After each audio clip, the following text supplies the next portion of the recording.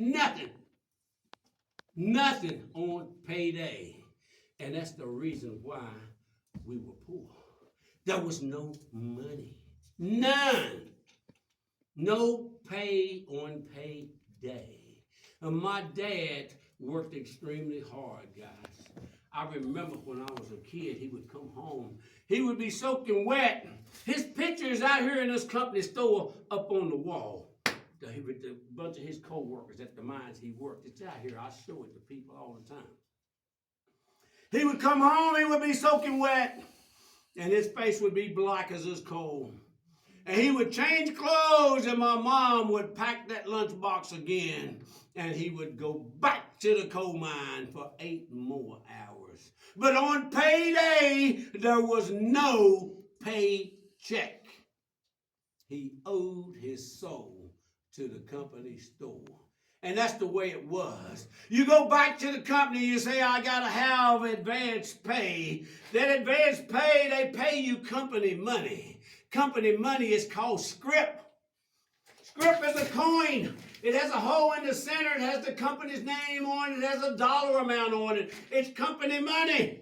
The only place you can spend this company money is at the company store. The price jacked up 3 times higher than what it should be, but you can't go down the road and get it cheaper because you got no money.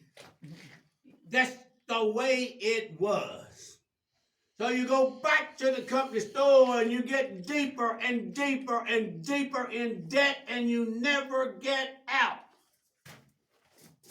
That's the way it was, guys. Now, let me tell you a little something before we go here. What happens when Dad passes away? Oh boy, do we have a problem. Dad passes away. So you know what that means? Somebody in the family has got to go to work for the company. Because in order for the family to continue living in that company house, somebody else got to come and work for the company. But you know what? They didn't allow women to work in the coal mine back then, so Mom is out. They let women work in the mine today. I worked in the mines with a lot of women. But guys, back then it was a no-no. So that means the son has to come in. If he's 12 years old or older, he came in the mine and he took Dad's place. Not only did he take Dad's place in the mine, but you remember that debt that Dad left behind at the company store? It now belonged to the son. He's 12 years old, and he owed his soul to the company store. It wasn't fair, and it wasn't right, but that's the way it was. That's the way it was. Now, just think about Mom and the girls that don't have a son 12 years old or older. Just Mom and the girls. Well, guess what, guys? They kick you out of the company house. They give you 3 days to pack it up and move it out. And they don't care where you go. Because if you can't pay, you can't stay. No pay, no stay. So they kick you out, guys. But let me tell you something. Them poor folks in them coal camps, they stuck together like glue. And they took care of each other. They kick you out, we take you in. That's the way it was in the coal camp. If you needed some bread, butter, milk, flour, sugar, you knocked on your neighbor's door. You say, I need a cup of sugar. They got it, you got it. That's the way it was in the coal camp. You borrowed from each other. The men worked the coal mine, the women ran the coal camp. What the women said was the way it was. It's still that way today. Ain't that right, ladies? Yeah. Still that way today. What the women said was the way it was, guys. And it still is. It sure is. It is at my house. I ain't ashamed to say it. I get around a lot of my buddies. They talk about how they run things at their house. I don't run nothing at my house. The only thing I run is the sweeper, washing machine. My wife runs the house, and I'm glad she does because I don't have to worry about nothing. She runs it all. She does. Only thing I run is them dishes after dinner. I wash them every day. told her the other day, I said, you need to get you one of them automatic dishwashers. She says, I got one. As soon as dinner over, you automatically wash the dishes. I said, well, I guess you're right. So I guess I'll just go home and I'll wash the dishes. I don't mind it. I've been doing it for so long, it's automatic, like she said. But anyway, guys, the kids get out here and go to showing off. One of them women would light them kids up. They'd jerk a limb off of a tree, and they would light them kids up, and everybody whooped everybody's kids. They didn't care whose kid you were. They would whoop you, and they send you home, and they said, tell your mama I whooped your tail. And when you got home, you got another one. Yep. You got another one.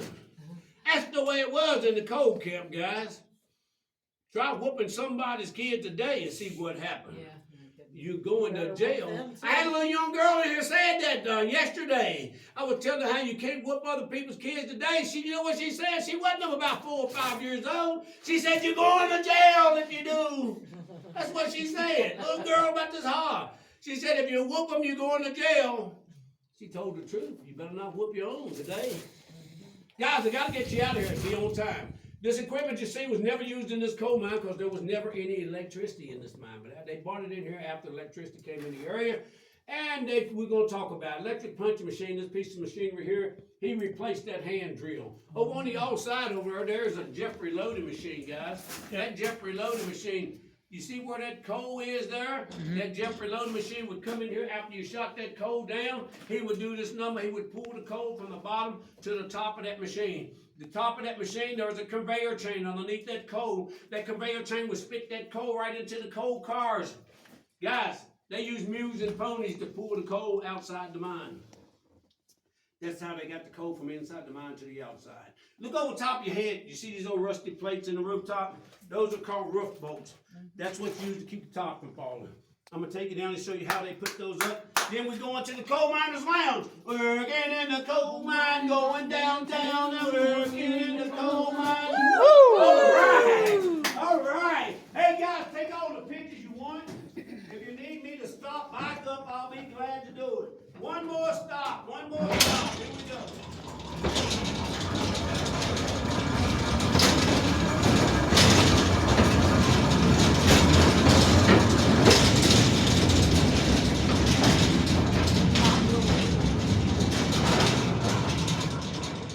Okay, guys, this is stop number 4, and this is our final stop. You give me about 5 minutes, and I'm going to have you back out in the sunshine. Guys, I've got one piece of machinery right here we're going to talk about, and that's that Goodman cutting machine. The Goodman cutting machine came right after electricity came in the area and started getting this equipment. Looks like a big chainsaw. Oh, you remember how the guys used to have to get down and dig that bottom coal? They don't have to do it no more. We got machinery to do it, guys. They'll cut that bottom coal 8 to 10 foot deep. Look over the top of your head. These are called roof bolts. That's what keeps the top from falling. They are put up by this machine. It's called the roof boulder. The roof boulder operator is the most important man in the coal mine. The reason I think he's the most important is because he's the man that keeps this top from falling on your head. That's pretty important to me. Keep that top from falling on your head. And what happens, guys, I'm going to show you how he does that. He take a piece of drill steel just like this, but it's 4 foot long. He puts it on that head. That head raises up to the top. When you raise it to the top, you drill a hole in that rooftop 4 foot deep, 4 foot. After you drill that hole, you take a tube of glue. This is a 2-part glue. It's like an epoxy glue. You slide that tube of glue up in the hole just like that, guys. You still holding on to the glue in the hole when you reach and get your roof bolt. You got the glue here. You push that glue further up in the hole. The machine does the work. He pushes it up to right here and he spins it really fast. 15 seconds he spins it. He's busting open that tube of glue and he's mixing the glue for 15 seconds. Then he presses against the top and holds it for another 15 seconds until that glue sets up. Once that glue sets up, bingo, this is what you got. Those plates you see up in the rooftop is this right here. And it's called a roof bolt. And this is what keeps the top from falling on your head. When did that come along? Glue bolts came along in 1970. 1970 is when they went to the glue bolts. They started out with a chip bolt. Initially, they started out with these wooden posts you see them down here. They are called timbers. That's what they use, timbers. When electricity came into the area, machinery started coming out, and they came out with the chuck bolt. The chuck bolt, you slide it up in the, after you drill the hole, you slide this bolt up in here, that machine will spin this part. It spin it really fast. When he spins it, this part right here would open up, and it would grab the inside of that rock up there, and that's what would keep it from falling. But 1970, they came out with the glue bolt. That's the best thing since sliced bread. I'm here to tell you guys, it's for real. It's so good that everybody uses it. Guys, those are put up there on a pattern. And what I'm talking about is every 4 foot going across, you have to have at least one. Every 4 foot going this way, you have to have at least one. The walls in the coal mine is called the rib, R-I-B, rib. From the rib, 4 foot, you put up a roof bolt. 4 foot, you put up another. 4 foot, another. 4 foot, another. 4 foot, another. All the way across. Same thing going this way. If you got one here, 4 foot, you put up another one. 4 foot from this one, another. 4 foot from that one, another. Every 4 foot. You can add as many extras as you want. You must have at least one every 4 foot. You can put 5 up every 4 foot if you want to. That's the law. At least one. As many as you want, you can put up. Right here, layers and layers and layers and layers of rock. What happens is you put them roof bolts up there with the glue, and you got all them roof bolts, thousands of roof bolts, thousands of tubes of glue, and that glue gets in between all of them layers up there, and all of that top up there is glued together. It works, guys. It works. It's done this way throughout the state of West Virginia. It's done this way throughout this country. It's done this way throughout the world in the coal industry. China does it like this. Russia does it like this. Australia does it like this. Everybody does it this way because it works. It works, guys. Now, is the reason why some of them are so close is because when they were putting one in, they said, that didn't quite feel right. Man, let me put another. Sometimes you are right, but not necessarily right in this area. When they did set this mines up, this area was designed to make a stop right here. So we're going to have a lot of people here. So what they did, they just threw up extra bolts here in this area. Okay. Any area where we stop, where there's going to be extra people, they want extra security. Okay, cool. And just like this right here, and I never talk about this, but since you mentioned, this right here is called a crib. Yeah. That's called a crib. Anytime you have a dinner home, we're going to talk about the dinner home in a minute, you put a crib there. And the reason being is because you have 10 or more men in a place that you're going to have a lot of people gathered, you put up extra security. You don't want one big piece of rock to fall down and kill 10 people. So that's why you do that. Right here, guys, round ball here and a round ball there, these are called sulfur balls. Sulfur balls are found in the coal mine every once in a while, but they are worthless, guys. Guys will find them, they take them home, they're worthless. Paint them and put them out in the yard, that's all they're good for. Guys, right here, kettle bottom. This one, this one, this one. These are called kettle bottoms.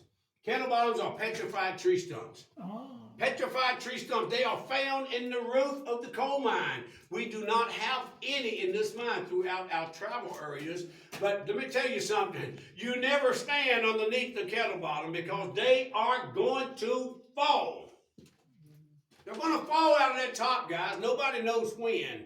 It's just like an apple on a tree. You don't know when it's going to fall, but you know it's coming down. That kettle bottom is a petrified tree stump. Petrified tree stumps. You go inside the coal miners, up to the coal miners museum, you will see these up there. They have a nickname and they call them the Widowmakers. Widowmakers, guys, Widowmakers right here. Bad, bad news. This is a coal miner's nightmare. Guys, right here where we're sitting, you got between 100 and 125 feet of mountain over your head right now. This tour is approximately 1,500 feet. Somebody asked you how far in the mines did you travel? Approximately 1,500 feet. Coal miners carry metal dinner buckets metal dinner buckets to work. And the reason they carry metal dinner buckets is to keep the rats from eating their lunch. Most coal mines are full of rats, guys, most of them. The last mines I worked in, I was 22 miles underground. 22 miles. You get on a ride like this and you keep going for about an hour. But when you arrive at your working area, rats were everywhere. Big, fat rats everywhere you look. This coal mine has one rat and only one rat, guys. And he come from Walmart. Straight from Walmart. The only rat in the coal mine. This is the only one, guys. He's been here about 10 years. Only rat in this coal mine, okay? You don't have to worry about rats in this coal mine because there's no food. Nothing for them to eat in here. They don't camp out where they can't eat.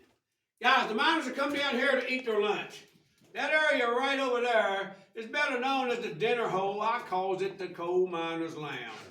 The coal miners' lounge. The miners come down here, they take the lid off their dinner bucket. First thing you're gonna see is this pan. It's called the goodie pan. That's where Mama put the good stuff. A piece of pie, a piece of cake, them cinnamon rolls, brownies, fudge. You know them fried pies that Mama made? Goes in the goodie pan.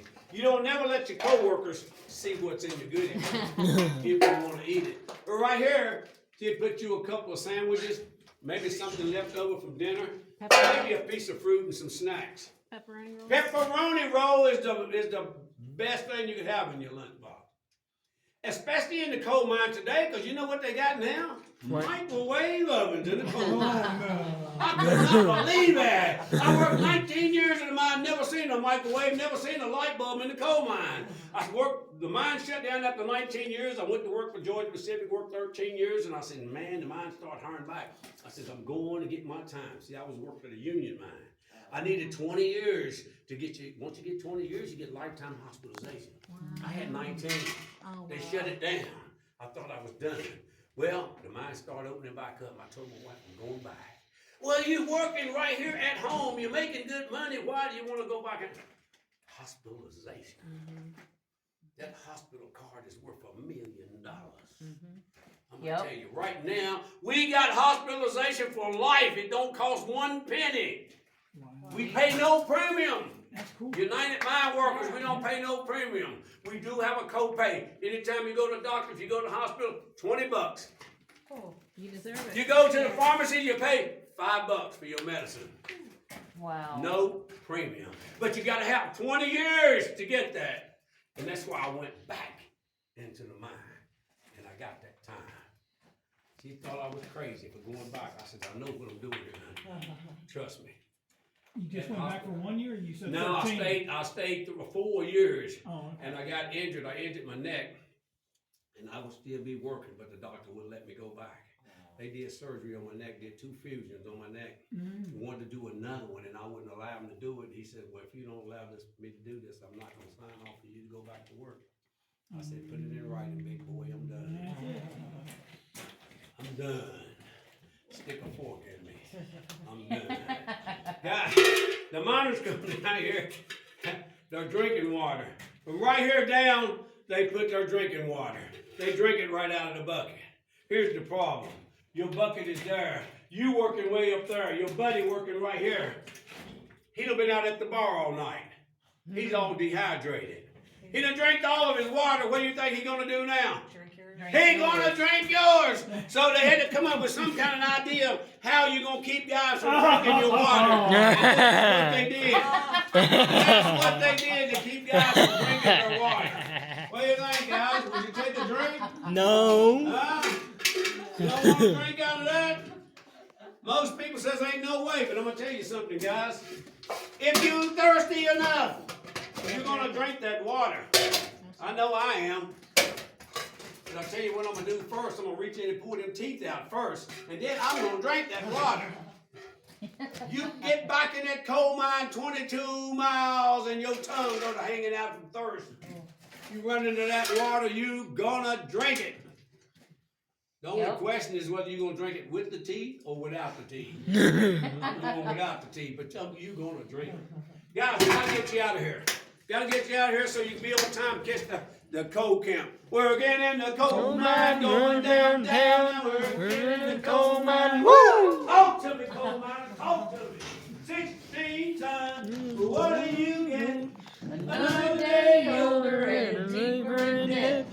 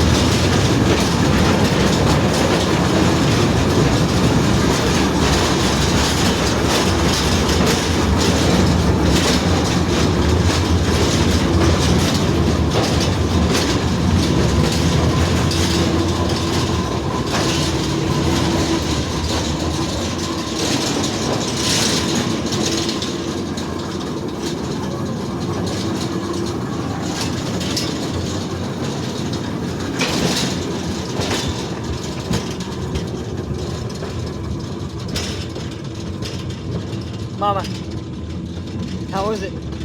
Nice. Yeah? Yeah, wet. Wet, cold. Yep.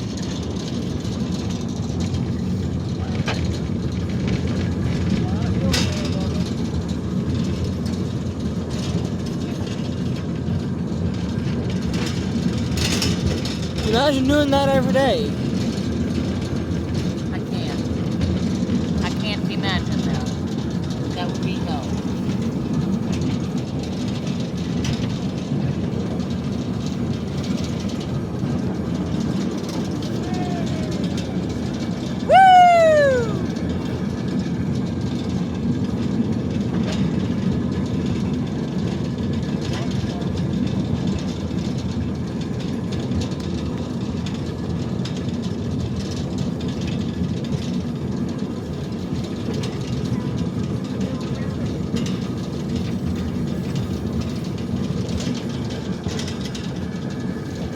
I want to try out the water slides. We have to wait until they're open, Mama. You gotta wait. I know.